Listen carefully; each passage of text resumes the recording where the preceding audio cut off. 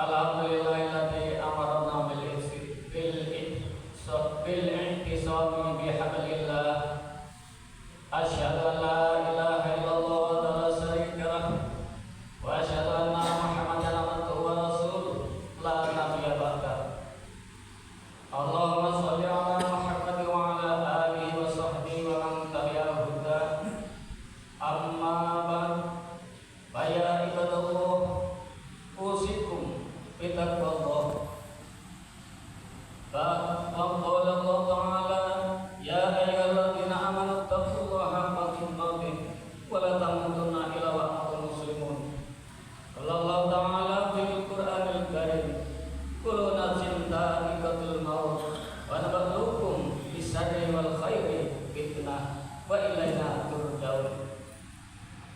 Kaum muslimin sidang Jumat rahimakumullah,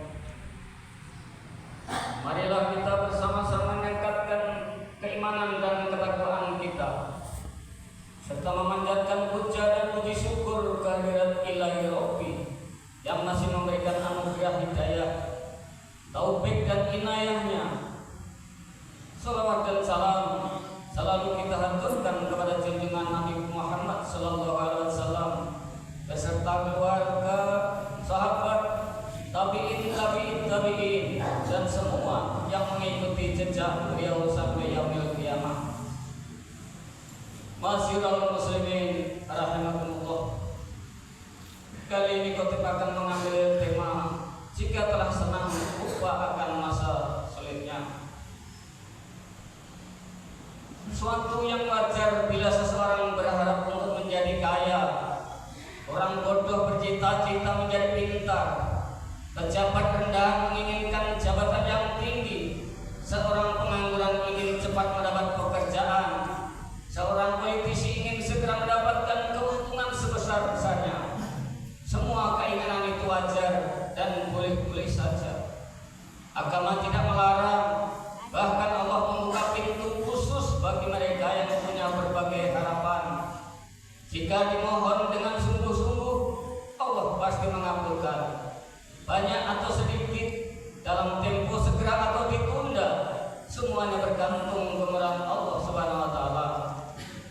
Pada dasarnya semua yang ditimpakan kepada manusia baik atau buruk adalah ujian. Tapi ternyata hanya mereka yang ditimpa keburukan saja yang merasa diuji, sementara yang diberi kebaikan merasa dikasihi. Padahal bisa jadi yang ditimpa keburukan itu justru yang menjadi kekasih Allah Subhanahu wa Ta'ala. Allah Subhanahu wa Ta'ala berfirman dalam Quran surat Al-Anbiya ayat 35 berikut, kullu nafsin dha'iqatul maut wa nabluukum bis-syarri wal khairi fitnah wa ilaina turja'un. Yang artinya tiap-tiap yang berjiwa akan merasakan mati. Kami akan menguji kamu dengan keburukan dan kebaikan sebagai cobaan yang sebenar-benarnya. Dan hanya kepada kamilah kamu dikembalikan. Quran surat Al-Anbiya ayat 35. Nabi Sulaiman diuji dengan banyaknya harta, tetapi ia lulus karena sadar bahwa harta yang dimilikinya adalah karunia sekaligus ujian dari Allah Subhanahu wa Ta'ala. Qala hadza min fadli rabbi liyabluwani a'ashkuru am akfur. Ini termasuk karunia Tuhanku untuk mencoba aku, apakah aku bersyukur atau mengingkari akan nikmatnya. Quran surat An-Naml ayat 40. Nabi Ayub dicoba dengan berbagai penderitaan, mulai dari kemiskinan hingga sakit yang tidak kunjung sembuh. Tapi ia lulus melalui ujian tersebut karena tetap dalam keadaan sabar dan tawakal. Beliau menyadari bahwa kesenangan yang diberikan Allah masih jauh lebih besar daripada penderitaan yang dialami. Ketika istrinya mengusulkan akan minta kepada Allah Subhanahu wa Ta'ala kesembuhan atas penyakitnya, ia berkata, aku malu kepada Allah. Bertahun-tahun aku sehat dan kaya, sementara beberapa saat saja aku sakit dan jatuh miskin. kaum muslimin sidang Jumat rahimakumullah. Sebagian di antara ada yang tidak tahan menghadapi ujian dan cobaan dari Allah Subhanahu wa taala. Utamanya jika ujian yang diberikan berupa penderitaan dan kemiskinan. Jika boleh memilih, kita lebih suka diuji dengan berbagai kebaikan karena tidak sedikit di antara kita yang berandai-andai. Seandainya saya diberi kekayaan, maka sebagian besar kekayaan itu saya sedekahkan untuk sebagian yatim piatu, pembangunan masjid, proyek kesejahteraan umat, dan berbagai amal soleh lainnya. Tidak jarang pula pengandaian tersebut justru berubah menjadi janji kepada diri sendiri, bahkan kepada Allah Subhanahu wa taala. Janji seperti ini dilakukan oleh banyak orang dengan berbagai hajat dan kebutuhan. Ketika sebuah kapal mengalami musibah, contohnya musibah kebakaran, semua penumpangnya menjadi panik. Di antara mereka ada yang berjanji dengan sepenuh hati, jika Allah Subhanahu wa taala menyelamatkan jiwanya, maka sisa umurnya akan dihabiskan untuk amal soleh dan beribadah kepadanya. Bertahun-tahun seorang lelaki setengah baya terbaring di rumah sakit.